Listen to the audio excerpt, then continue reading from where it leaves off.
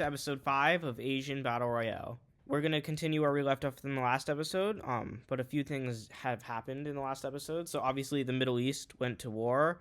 The Middle Eastern Peace Alliance was reduced to just Israel and Palestine, and a new Freedom Alliance has been made by Pakistan and Afghanistan, quickly joined by the eastern half of Iran, the UAE, and Georgia. The Caucasus are at war again. India and China faced rebellions, and India annexed Sri Lanka. Pakistan was also expelled from the Anti-Aggression Alliance. So, with that, let's get right into it. The first thing that's actually going to be happening is that, given the resetting of relations and everything that's happened with the war and stuff, Israel and Palestine see it as pointless to continue existing as two separate states and will peacefully reunite into one state that I'm just going to call Israel-Palestine because that also means that the Middle Eastern Peace Alliance is officially dissolved, but Israel-Palestine will very quickly join the Freedom Alliance once it dissolves its own alliance. Over in the Caucasus, Azerbaijan is once again attacking Armenia to try and take back this province that was taken from them when Iran invaded them, and Georgia is threatening to invade both of them in order to stop this war. But it's not going to do any good because Georgia's not powerful enough to stop both of them, which Iran was. And the Arab Alliance is loving this war because it's going to make it easier to invade both of them later once they tire each other out. So for now, they're just going to be at war with each other.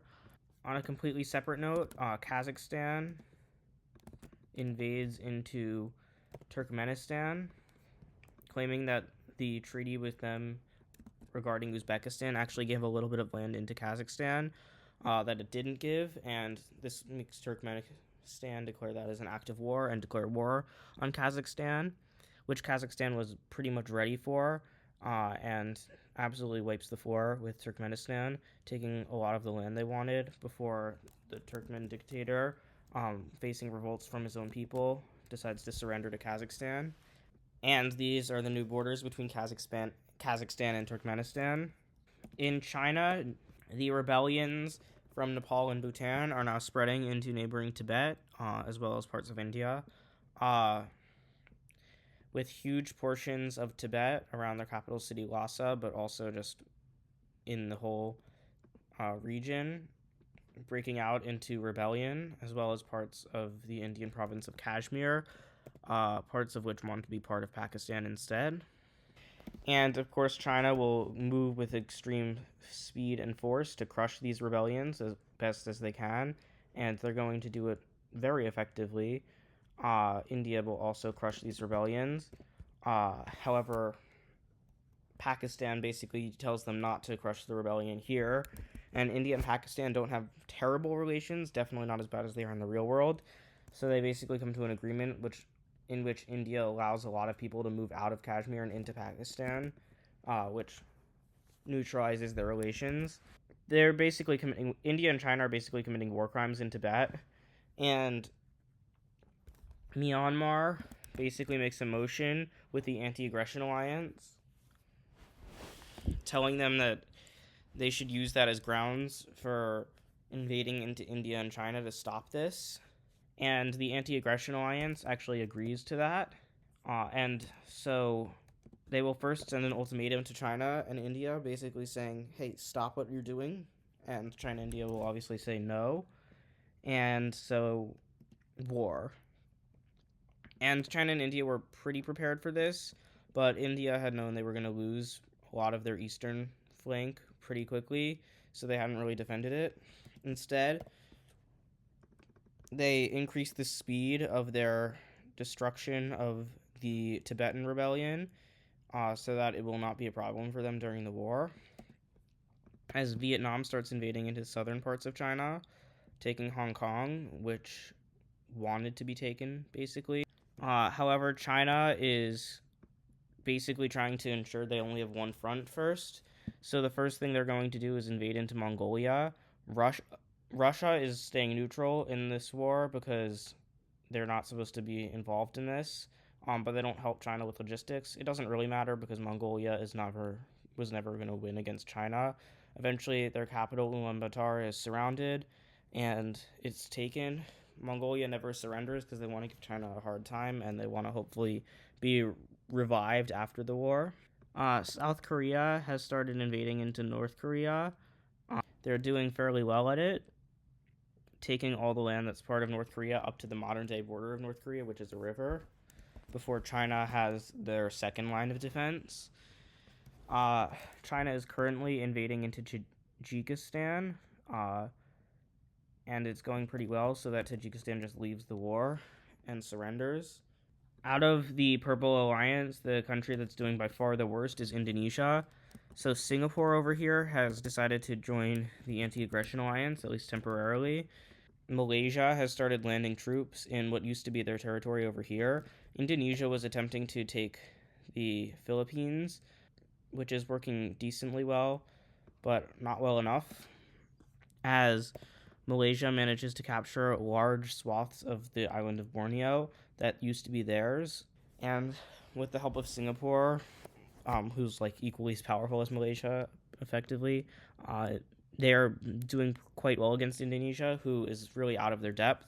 Thailand is also helping as these islands are captured, and the Philippines digs in to try and take their islands back.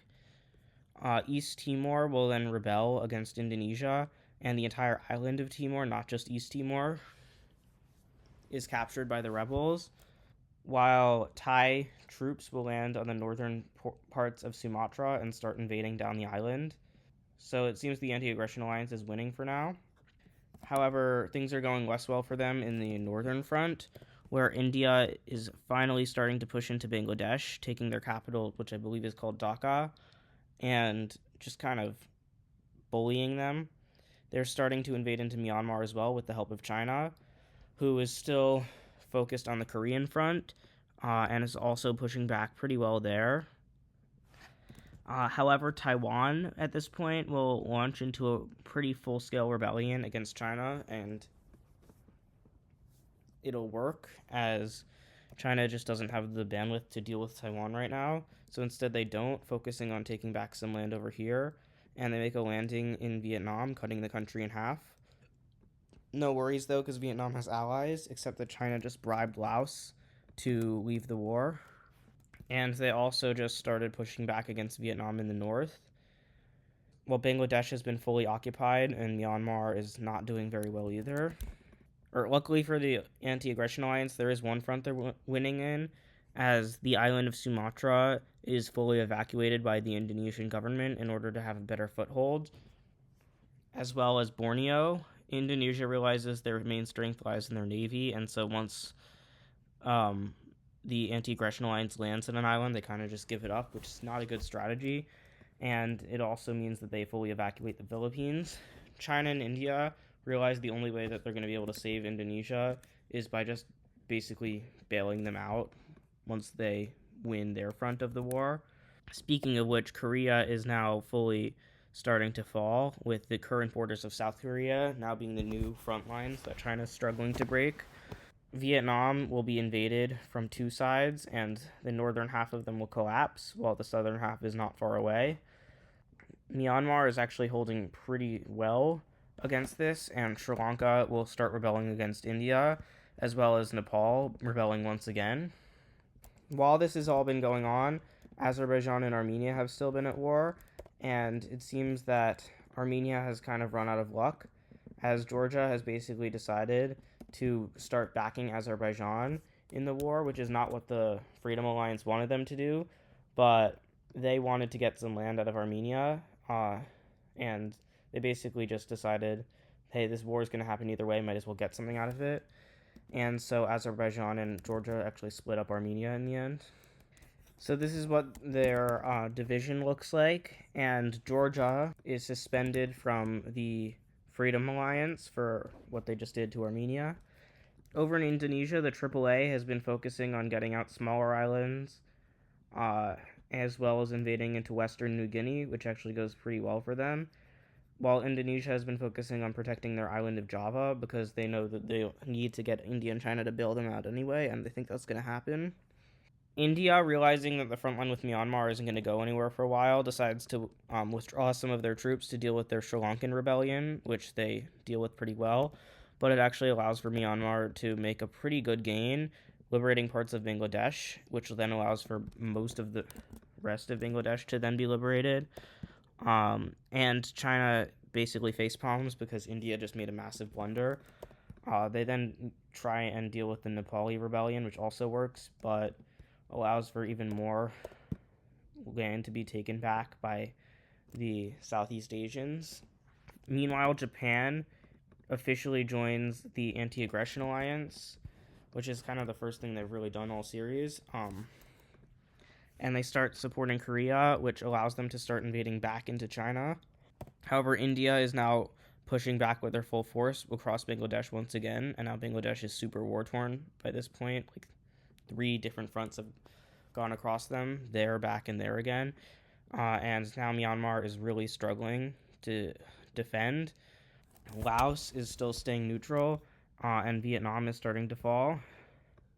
But never fear, because the island of Java just faced a massive rebellion to the Indonesian government that toppled it and kind of just made all of Indonesia fall, which means the Southeast Asians can now focus their full force on the north. And the first thing they do is help Vietnam get most of their land back, as China was not expecting that to happen. And then they bribe Laos into rejoining the alliance. Meanwhile, Turkmenistan has also rejoined the alliance because they know China's distracted, and China was thinking that that front was done, but it ended up not being. And they're going to, I said Turkmenistan, I meant Tajikistan, sorry. They're going to end up getting a lot of their land back.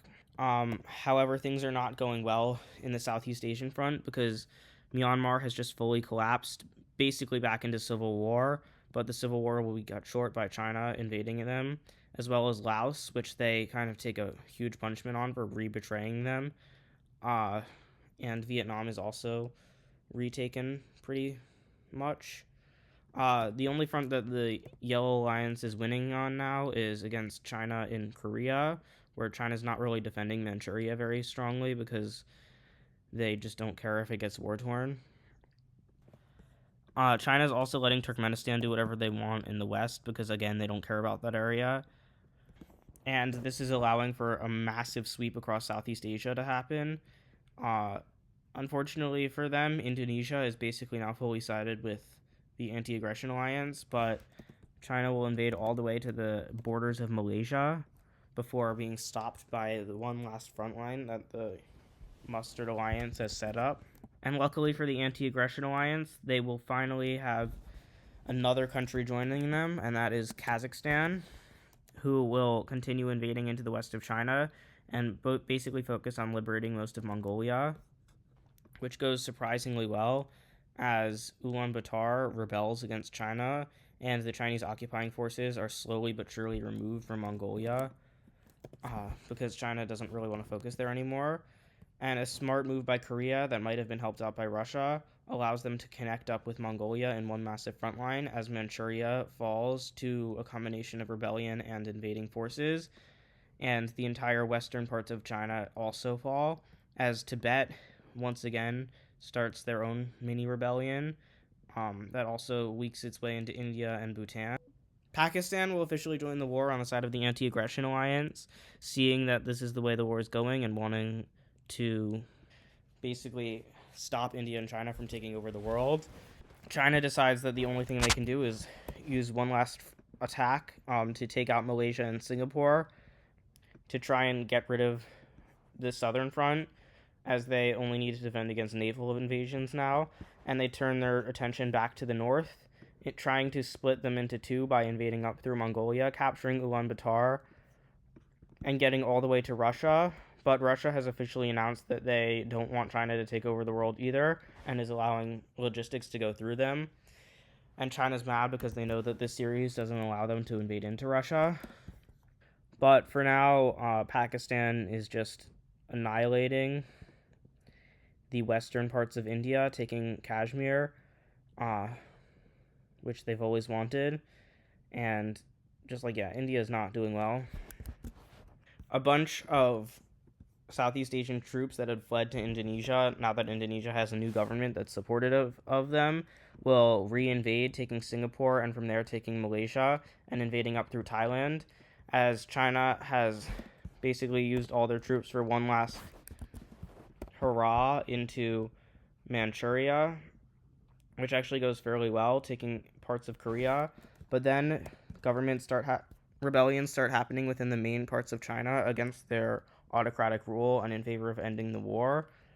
And that's when it really hits the fan, as Mongolia manages to retake the central parts of their country, and Inner Mongolia starts being invaded by Outer Mongolia. Korea and Japan work together to retake North Korea and basically just give China a big wedgie. Pakistan starts getting closer and closer to New Delhi, which makes India nervous, so they fully withdraw from the south, which leads to massive gains, allowing Myanmar to be fully retaken, as well as Thailand, Cambodia, and Vietnam being mostly liberated. Bangladeshi rebellions lead to Bangladesh being left by India, and Tibet and Bangladesh finally connect up into one massive rebellion. Laos is fully liberated by the Mustard Alliance, as is every single country in Southeast Asia that was part of them. And now China and India see where this entire thing is going, and it's not going well for them. And they will both, in rapid succession, decide to surrender. Sri Lanka is given independence. And these are the new borders of Asia following the peace treaty that followed that major war. Things in the Middle East were actually relatively peaceful this episode. Let me just outline what happened. So first of all, Indonesia got a new government aligned with the AAA. In exchange for being able to join the AAA, they had to give the entire island of Borneo back over to Malaysia. So now this is a Malaysian island. The rest of Indonesia is intact. Singapore and Malaysia ended up merging, which you can see from this little line. They ended up merging into one country. They used to be one country, and after fighting in a war together, they wanted to merge back. It's also because I need there to be fewer countries at the end of this video than there were at the start. Armenia is one casualty, but I need there to be more than one. So this is actually part of the new Republic of China. This is the People's Republic of China. It still gets to exist. Tibet was thrown under the bus, as well as Nepal and Bhutan, in order for a bunch of countries in Southeast Asia to get land, as well as Mongolia, who's now massive. Kazakhstan and Japan were just part of a coalition. They weren't actually parts of the alliance. And yeah, those are the new borders after the war. So if you enjoyed this video, make sure to like and subscribe so you don't miss it when the next one comes out. And with that, thank you for watching, and I'll see you next time.